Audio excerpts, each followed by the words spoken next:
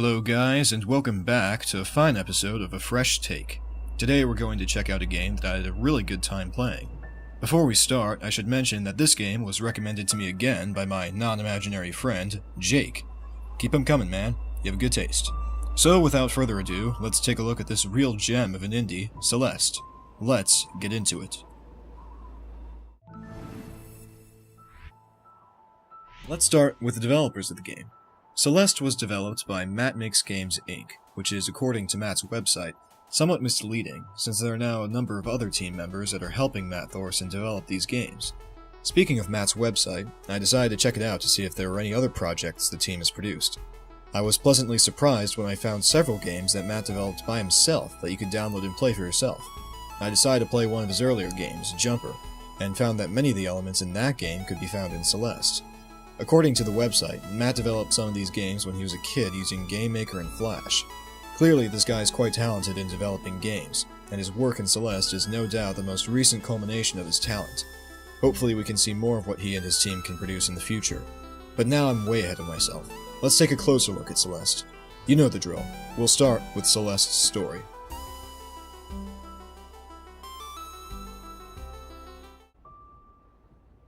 Before we get into the details of Celeste's story, I'd like to start with another intro that I considered using for this video. It begins with this question: why would someone climb a mountain? The typical response from mountain climbers is that a person would climb a mountain because it's there. However, Madeline, our hero in Celeste, is not climbing Celeste Mountain simply because it's there, but because there's a mountain inside her that she must climb. However, when starting, very little about this inner conflict is revealed to the player. Even other characters catch on and joke about this mystery.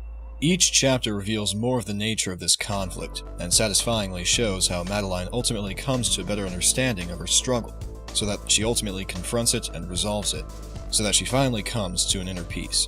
I'm doing my best to give as good an understanding of Celeste's story to someone who doesn't want that story spoiled. However, it's difficult to do so because of all the special moments that happen in each chapter. It's best that a player go in blind and discover these moments without prior knowledge of what happens. As far as the content of the story, I'll only say that Celeste does a good job of representing inner feelings and struggles externally. As for how the story is integrated into the general flow of the game, Celeste does well in this as well. Cutscenes occur in such a way so that the pacing of the game doesn't feel off. Many of them occur only if the player is curious enough to speak with one of the characters in the game, which is likely to happen since the dialogue between the characters is very good. Even when cutscenes must occur, they never feel forced or jarring, and I always found them a treat because I was always interested in what new thing would be revealed or said. But if you're not interested in what the cutscenes have to say, or you've seen them before, you can very easily skip them. And so cutscenes in Celeste do a great job of telling the story without boring or annoying the player. However, much of the story of the game is what you actually experience when you play through the game. Celeste is an intensely challenging 2D platformer, and with a good reason. The platforming challenges put the player in Madeline's shoes on her journey to conquer Mount Celeste. The fact that the platforming challenges which you frequently face throughout Celeste convey Madeline's struggle to the player shows that Celeste has succeeded in telling a story exactly as a video game should, through the player's interaction. And so, to finish off talking about Celeste's story, I will say that it is a very good and very well told story. Now, since I've talked a lot about the platforming challenges the player faces in Celeste, let's take a look at Celeste's gameplay.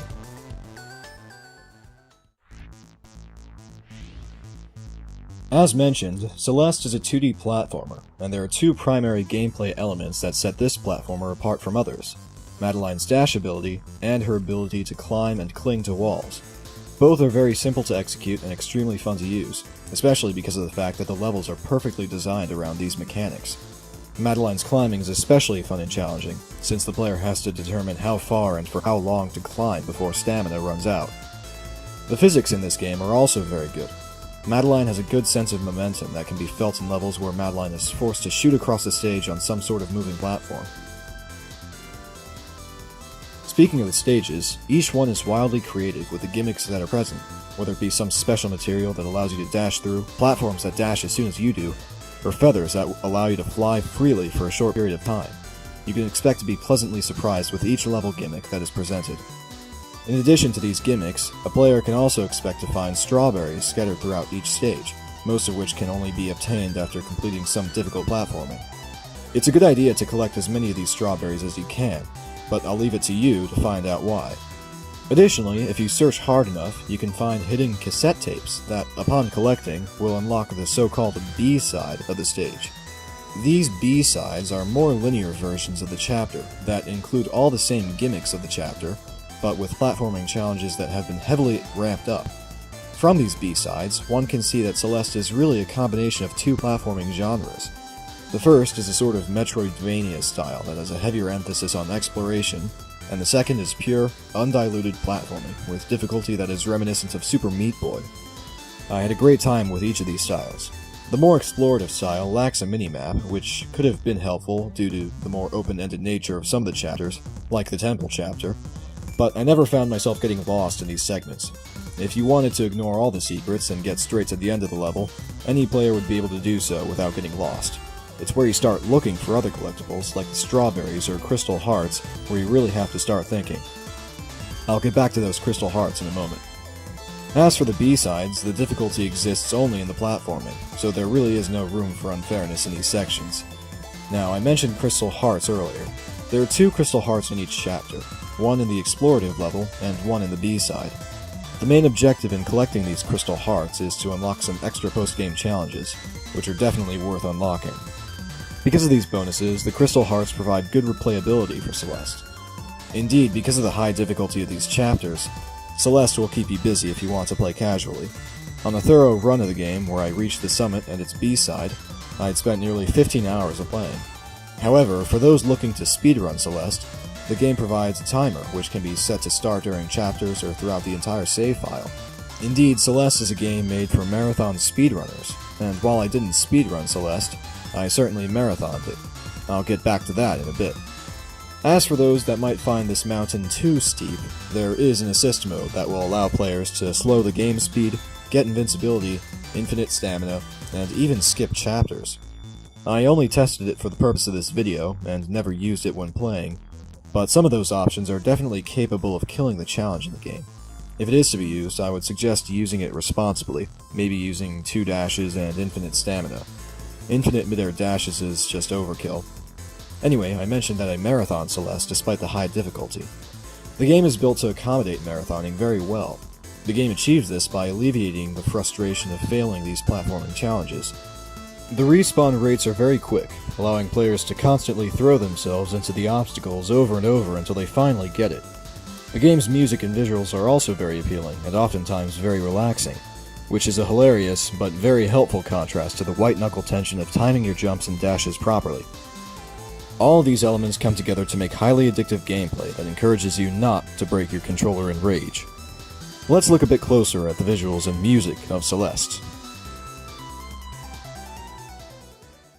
Most of the visuals in Celeste are shown in a pretty 16-bit style. This makes the simple designs of the characters quite charming, although the really impressive visuals show up in the background of the stages themselves. There's a nice layering effect with background elements that appear behind the walls of certain stages. It's no doubt a fairly common technique, but it all adds to the overall charm of the game. Much of that charm also comes from what's shown in character interactions.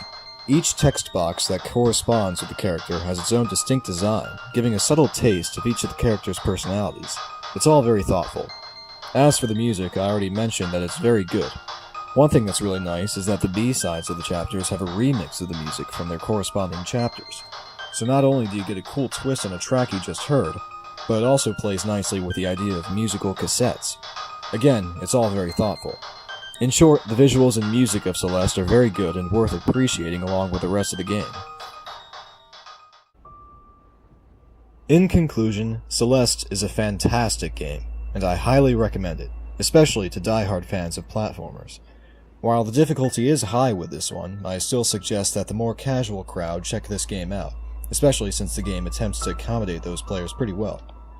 However, the game itself suggests playing without assist mode, because of what the difficulty means in the entirety of Celeste, and that's what I would recommend as well.